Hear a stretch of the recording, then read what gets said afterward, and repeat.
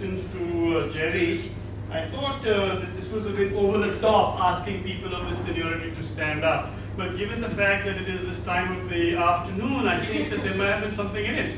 And while I'm not going to ask you to stand up, I am going to ask you to and hope that the presentation that I put before you actually makes an adequate amount of sense. Right. First of all, I haven't actually asked that I should speak on maritime boundaries. I said I would like to speak on pipelines, and they said Maruf's already doing that. Really? So, but I'm happy to speak about this because what I want you to do is just abandon your nationality for about a minute or two while I talk to you about some nuances of international maritime law. Not exactly the most exciting of subjects, you might say. So here we are. Can I leave this podium from time to time and you can hear me at the back? I'm clear? Yes. Intelligible? Yes. Oh, good. Accent वगैरह ठीक है? Please say yes. I work very hard at this. All right, ladies and gentlemen, it is 1494, and you are Dutch. Isn't that wacko? I mean, 1494, we'd rather go Dutch. But you are Dutch. And you are the founders and the company directors of the VOC, which is the Dutch East India Company. In 1494, do I need? No trust. In 1494, there is a Spanish Pope. He's Pope Alexander VI. And there are problems going on with Christopher Columbus. Remember 1492, Columbus sailed the ocean blue. In 1498, da Gama knocked at India's gate. All that stuff that we learned in history. In India, we actually we dislike history very much. It's one of our least favorite subjects. Of course, the truth is that there is no boring history. There are only boring historians. And just like there's no useless mathematics, they're just shitty maths teachers and so on and so forth. But let me come back to my subject. Right. So Columbus has gone across and discovered new worlds, and now Spain and Portugal, both of whom are ruled by the Spanish king and queen, decide that we need to sort this out. I mean, who's this guy, and why can't we keep all the territories that he's discovered? So they go to the Pope, and the Pope issues a bulla, the papal bull. I don't want to go into the nuances of the word bull at this point in time. Let it suffice to say that it's a charter issued by the Pope, and it's named so as to be able to recognize the authority of the Pope when he issues that. Right. We finished 100 years of this kind of thing. There's one line drawn, and the Pope says everything to the right or to the east of that line will belong to Portugal, and everything to the west of that will belong to Spain, the line. And there's a treaty of Tordesillas in which this is done, and that's why everything to the east speaks Portuguese, including Brazil. But everything to the west speaks Spanish. Except us, of course, who speak English.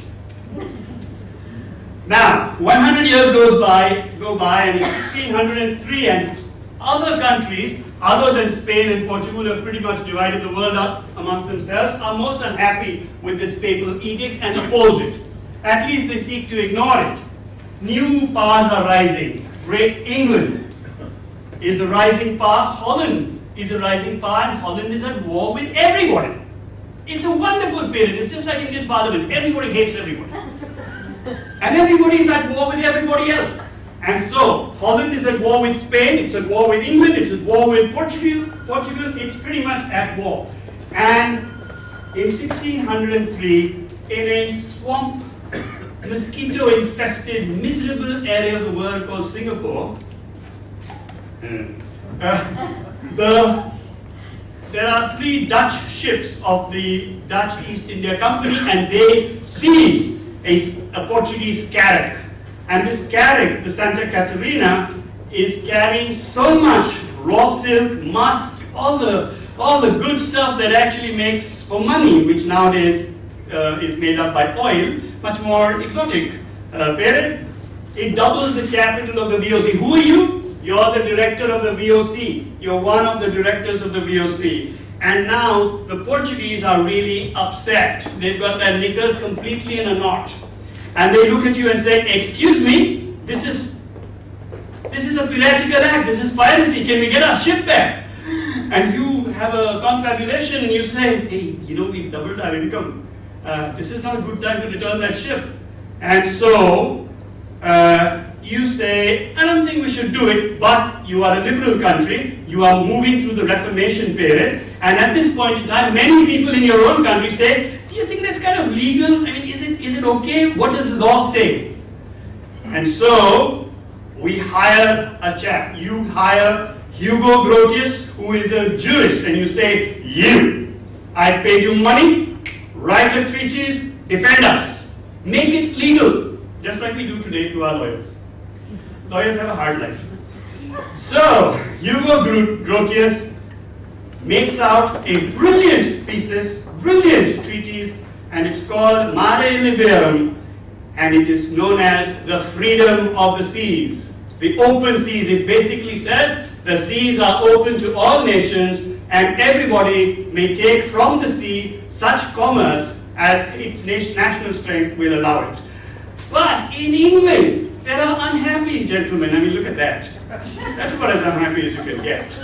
And in England, there is a problem, because England is dealing with France, with Spain, with Holland, with Portugal, and everybody, as I said earlier, dislikes everybody else. So England says, excuse me, if we allow this kind of thesis to run rampant, and we say that everybody is going to be allowed to trade and do whatever they like at sea, depending upon their national strength, then the French are really going to work merry hell into us. So they say no. And they hire another jurist, this guy. He's John Selden. And they tell him, John Selden, write a book for goodness sake. I mean, look at your face. Do something useful.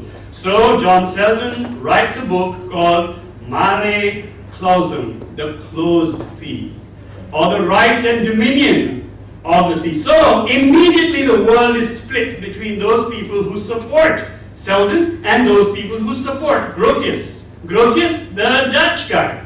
Selden, the Brit. In the meanwhile, of course, in truth, if you want to do history with accuracy, then there is a Portuguese friar whose name is Serafim de Freitas, and he writes a brilliant book demolishing Grotius's theory in entirety, but the damn trouble is that the book is in Portuguese. And not many people from that period till now read and understand Portuguese, although we are, of course, at this very moment in Goa. So, the sheer weight of Anglophone literature sentences poor Serafim de Freitas into the dustbin of history, and John Selden's work precedes everything. Now, the world is in division. And in this division, the Dutch step in, and some people say, we should have the open sea. Then they say we should have the closed sea. And then some people say it's our country and we are sovereign, and the other country says, well, we are sovereign too, and so on and so forth. And then by and by, a compromise gradually comes into being based upon arguments put forward by the Dutch jurist and legal theorist called Cornelius van Bijkerschok in his famous book of 1702 called The Domino Maris, Who Governs the Sea? So now they say, okay, how are you going to protect the fact that I can bring my sea right up to your doorstep? What are you going to do? And he says, well, I'll put a cannon and we'll blow it out of the water. And then he says, okay, what is the range of your cannon? And based upon this, an Italian, Ferdinand Galliani, comes up and says, well, the world's, now we live in an age of Tomahawk missiles and men going to the moon and, Chandrayaan going to the moon and Mangalyaan going to Mars. And so we have a longer range. But in those days, in the 17th century, the maximum range of a shore-based cannon mounted on a fort, which was a ballistic sort of device, was 3 nautical miles. And that was defined as a league. 20,000 leagues under the sea? League, 3 nautical miles. So he actually did 60,000 miles, not under the sea directly, but while remaining under the sea. Right. So 3 nautical miles becomes the range of the national territory that you can defend. Because after 3 nautical miles, the cannon shot is going to go plop. and you are going to look at them and say, nah, nah, nah, nah. Now, not many countries at senior levels are used to this kind of tune. They get upset. Nations get upset rather quickly. So, 3 nautical miles becomes de facto and de jure the maximum range of your territorial waters. Beyond that, you have the great open seas or the great commons. In this, there is no control. Nobody has specifically any sovereign rights in this area. And this remains as it is. This pre-nautical mile thing remains as it is all the way through to the 21st century, or the 20th century actually, in which it remains largely unchanged. When significant impetus was built up, now this is a quote from the United Nations, so I'm supposed to say it with a certain amount of gravitas, to extend national claims over offshore resources. There was a growing concern over the toll taken on coastal fishing stocks by long-distance fishing fleets and over the threat of pollution and wastes from transport ships and oil tankers carrying noxious cargoes that plied sea routes across the globe. The hazard of pollution was ever present, threatening coastal resorts and all forms of ocean life. A tangle of claims spreading pollution, competing demands for lucrative fish stocks in coastal waters and adjacent seas, growing tension between coastal nations' rights to these resources and those of distant water fishermen.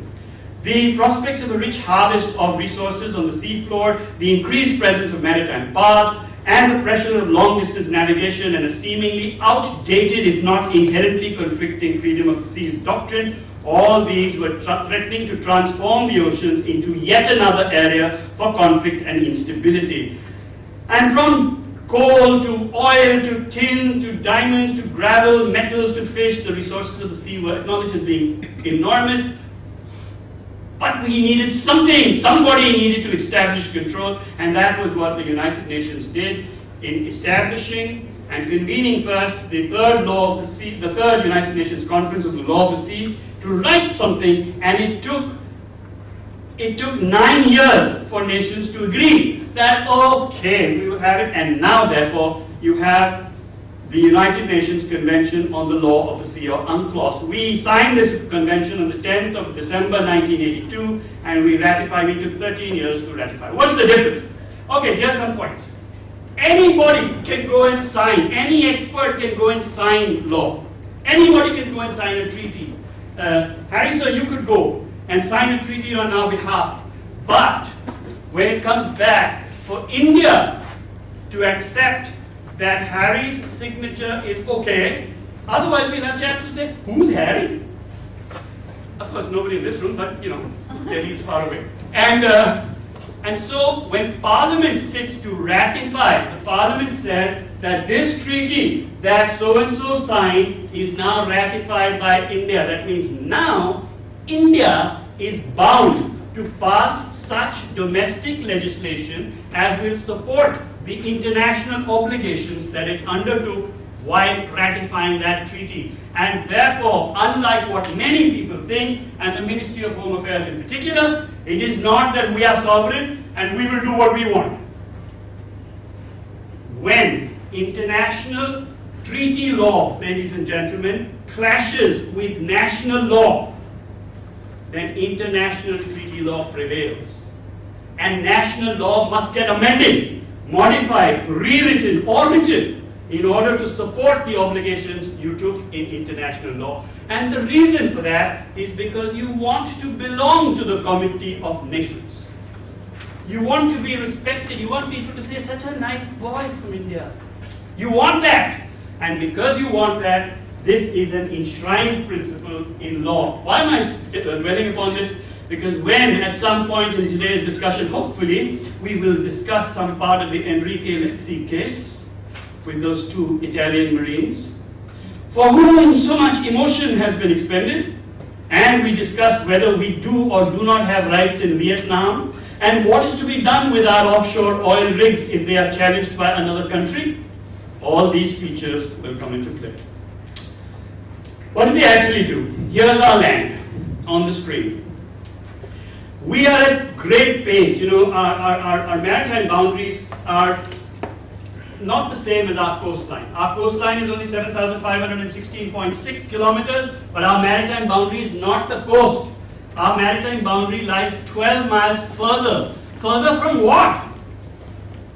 Further from a baseline which you first established. You say, if you said that the edge of this dais is my baseline, then 12 nautical miles from that is the territory of India, in which the full majesty of Indian law applies, with the single exception of the law of innocent, or the right of innocent passage. So let's look at this. We have the land, and then we have our maritime border, and that maritime border encloses an area called our territorial sea, and in this territorial sea, measurements are drawn from a baseline which you must first promulgate. So in India's case, we promulgated our baselines as late as May 2009. But we did it. So now we've done that. Inside, as I told you, 12 nautical miles, 1 nautical mile, 1.853. All Indian laws apply except for the right of innocent passage. There are internal waters inside this baseline. On the inner side, there is no innocent passage, no rights of anything. Every port of India lies in the internal waters of India. Outside that, there is maritime borders. Beyond that, there is a contiguous zone of another 12 nautical miles, that is 24 miles from our baseline, in which only such laws as relate to health, finance, and immigration may apply. Therefore, if somebody shoots somebody here, it's not India's jurisdiction. Then we have the exclusive economic zone, which extends up to 200 miles, and a coastal and an extended segment of that based upon our continental shelf, which can go up to 350 miles, in which we don't have any sovereign laws applying, but we have exclusive rights to all the living and all the non-living resources in that area. And that's pretty much what I wanted to say about international law. And we'll go from there. Since I have a few minutes left, I'm going to show you, this is how the demarcations take place.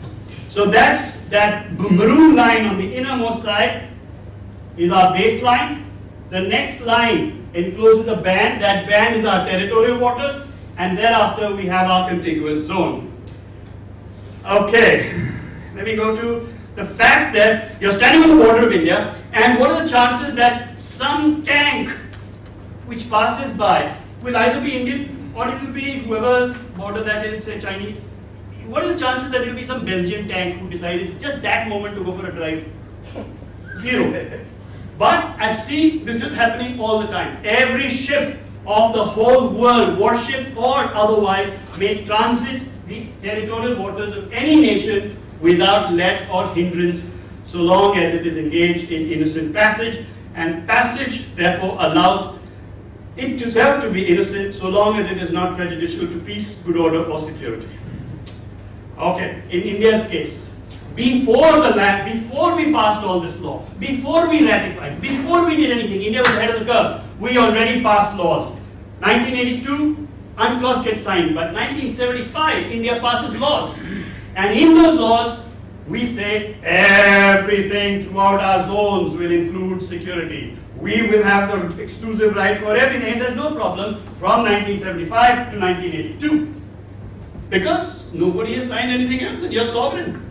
But in 1982, we signed, still no problem. 13 years later, we ratified, now there's a problem. Now you have got laws of your country which are in opposition to the international law which you just ratified. So we needed, and we still need, to change and modify our laws in order to allow for international obligations to be met. But if we haven't done it, and there are many reasons why we haven't done it, throwing microphones is one of them, we end up in a problem. Right. Here's a situation where, I don't know whether we'll ever have time, but this is 9/11. In 9/11, lots of people have told you that we knew. Yes, we knew. Just like in Pakistan occupied Kashmir, we know where terrorist camps are. We see their satellites. We can read the newspaper of the bozo who's sitting there. But we choose not to do anything about it because the doing of that has consequences which a nation may or may not accept at that point in time. Right. The reason why all this is important to us is principally, as far as India is concerned, internal within our maritime zones, is because of the exclusive economic zone of India. And in that exclusive economic zone are many resources, both living and non-living. What we are doing and discussing over the last 2 days is the stuff in red.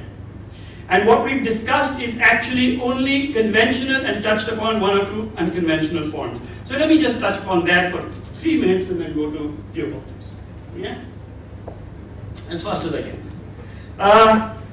Gas hydrates. We haven't spoken in this room at all about the blue economy.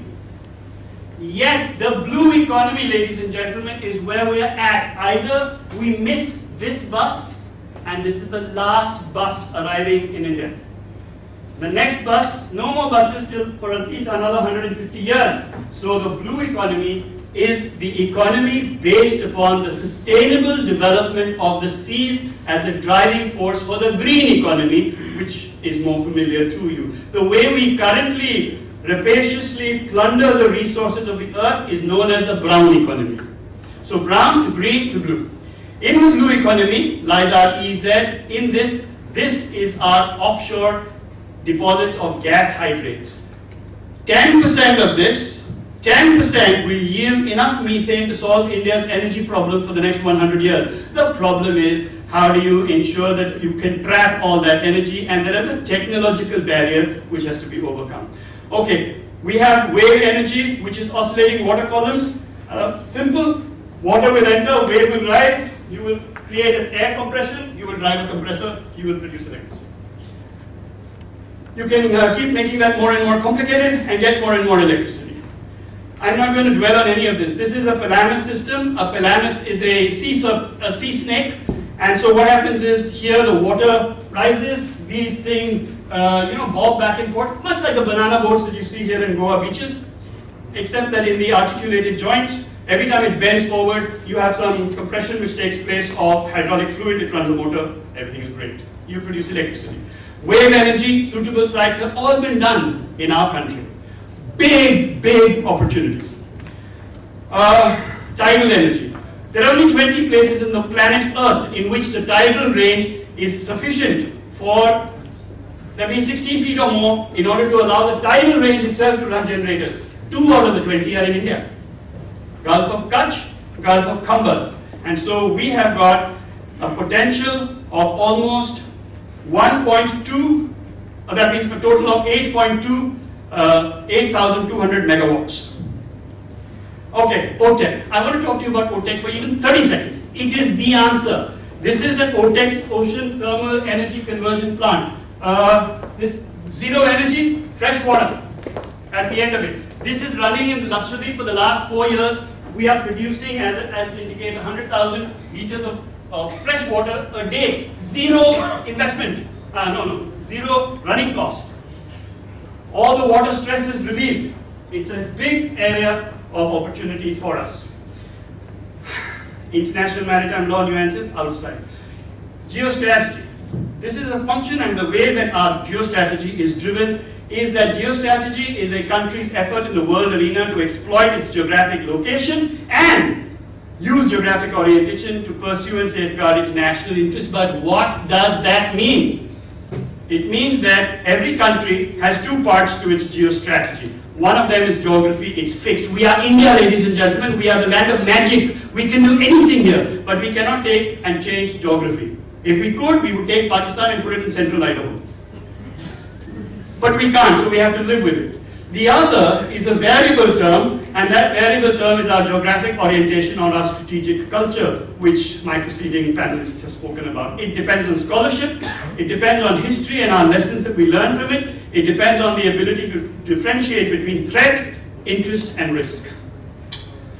We have only 2 foundations upon which our whole strategy is based. One, that the core national interest of India is to assure the economic, societal, and material well-being of the people of India. And the second is that India wishes to use the seas for own purposes while simultaneously preventing other people from using them in ways that are to our disadvantage. And that ability is known as maritime power. And maritime power is political, economic, and military power exercised through this ability to use the seas. But why do we want to use it? What if you come from central Bihar? What if you say, "Nahi, I don't want to use the seas, go to hell"? Even then, you will need to do this, otherwise you will end up with Ajmal Kasab. That's what will happen. So the reasons why we want to use the seas for our own purposes are collectively known as our maritime interests. There are only 6 major maritime interests of India: protection from sea-based threats to our territorial integrity, ensuring stability in our maritime neighborhood, creating, developing and sustaining the blue economy, which means maritime resources, offshore oil infrastructure, both inside and outside the maritime zones of India, the protection of our coastal and seaborne trades, our sea lines of communication, maritime scientific research, including that in Antarctica. Why are we in Antarctica? We're not in Antarctica, ladies and gentlemen, because Antarctica contains the largest reservoir of untapped oil. We're not there because it contains the largest energy resource by way of krill. We're not there because Antarctica has probably the largest mineral resources left untapped. We are there because Antarctica governs the Indian monsoon. That's why it's a maritime interest of India. The 5th one is the provision of holistic maritime security. And I want to be able to be clear, security is not equal to military. And maritime is not equal to navy. Gaining and maintaining a regionally favorable geostatic and geopolitical position. These flow from and feed back into the core national interest of India. And if we say the people of India, that, gentlemen, ladies, presupposes that there's some geopolitical entity called India in which the people of India exist. No India, no people of India. Then you have people of Sri Lanka, Bangladesh, China, wherever. And therefore, this is what is attached to the whole concept of borders. And why we think that we understand borders, at least in terms of land borders, there are lots of areas that international maritime law has escaped us, and therefore we make significant national level mistakes. Then we pay for those mistakes by many features. As I told you, land borders are long, land borders are daunting, they're almost 16,000 kilometers. The coastline is only 7,516, and yet it faces as many threats, both from state and non-state actors, as do our land borders. Hey, let me ask you one last thing. If I asked you, sir, tell me what's the border between India and Pakistan? Then so many senior and accomplished members of this audience will say, well, I think it's a thin wavy line. It starts at Surf Creek and it wends its way north-northeastwards until it reaches the northern territories in POK, or at least until it reaches Siachen. But if you ask correctly, what is the border between India and Pakistan? Not only is this, a maritime thinker will always tell you, sir, it's a thin wavy line, it starts at Surf Creek and it wends its way westwards to Iran, Chabahar in Iran. And both these are our borders. That's not all. In maritime terms, we can acquire a neighbor like this. Here's a carrier battle group. To all intents and purposes, this carrier battle group exerts influence over a range of 400 nautical miles. And everything above, below, and on the sea belongs to it. So in de facto terms, if not in de jure ones, the country that owns that owns that area. When that circle of influence touches India, then, ladies and gentlemen, we have acquired a new neighbor. And while that neighbor is where he is, he might even be more strong than we are. So what should we do? We can go to the Air Force. And the Air Force will say, hum hai na. And they will say, let's make an air base. But it takes some years to make an air base. Some years. On day one of that year, you will ask some mantri to come in. Some minister will be asked to come and lay a foundation stone, considering that he's finished laying everything else. So, we will have this foundation stone laid, and in that one day, a carrier battle group may move 1,000 nautical miles or 1,000 kilometers. And so, building this set of naval air bases is a dumb idea. This is not how you do things. For us to be able to do this, we have to be able to have mobile forces of our own. And when we do that, we then establish international maritime law expertise upon our geostrategic planning, and we do this in India's case now as a tri-service activity, controlling the choke points of which much has been spoken of the Indian Ocean. The essence of geostrategy, guys, is where you stand on any given topic, Depends on where you sit. And India is quite clear that it sits at the junction of the busy international shipping lanes that crisscross this ocean, and that determines almost all of our geostrategic viewpoint. That's the ocean. The Timor and Arafura Seas, the Java Sea, the South China Sea, the Gulf of Thailand, the Gulf of Martaban, which for North Indians is not where your mother stores pickle. The Andaman Sea, the Bay of Bengal, the Gulf of Mannar, the Arabian Sea, the Gulf of Khambat, the Gulf of Kutch, the Gulf of Oman, the Persian Gulf, the Gulf of Aqaba, the Red Sea, the Gulf of Aden, and the Mozambique Channel. This is the Indian Ocean. You don't know the map, you don't know the game.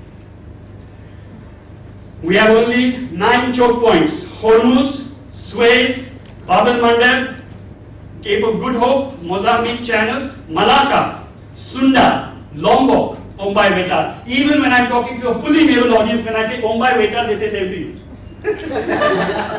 and yet, it is the only strait through which nuclear-powered submarines may pass between the Indian and the Pacific Ocean while remaining submerged.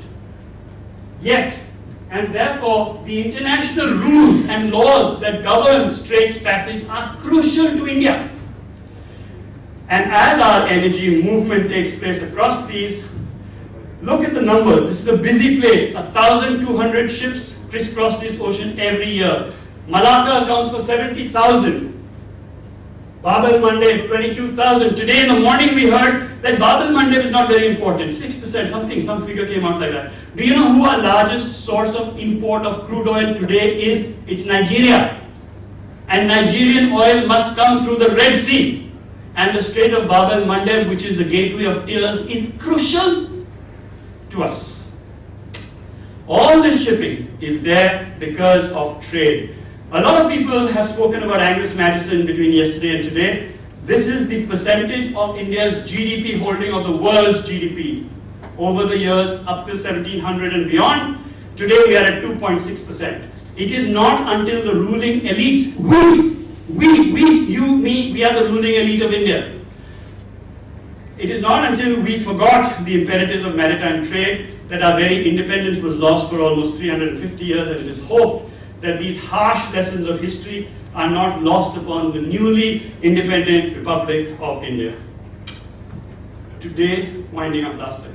Today, in 1980, it didn't matter. We used to say, how much is the trade to GDP ratio? What is India's trade to GDP ratio? And it was 11%. Today, it is 50%. That means our exports minus imports as a ratio of our overall trade is 50%. So we are now an international body of all kinds. And all this finally comes down to controlling oil. Crude oil. We've done this oil, geopolitics of oil, everybody has spoken of it, so I won't dwell too much upon it. I want to end by one comment. There is a huge difference between energy security and security of energy. These are not semantic variations of the same word. Energy security, you're all familiar with, we have spent 2 days dilating upon it. But the security of energy is the physical and fiscal security of that energy flow as it moves. India as a country worries about energy security. The Indian Armed Forces must worry about security of energy. And that's the difference. Nowhere is this more evident than in petroleum flows. If China has a Malacca dilemma, India has a Hormuz nightmare. We share dreams. I'm not going to go through any of the figures, but you can see the kind of numbers that are involved in these various slides and the sources. As I told you, number 1 source of supply of crude oil in 2015-16 to India, Nigeria. Number 2, Venezuela. Number 3, Saudi Arabia. But this changes. Next year, new things. Thank you very much. I'm done with the presentation, though there were some other slides available.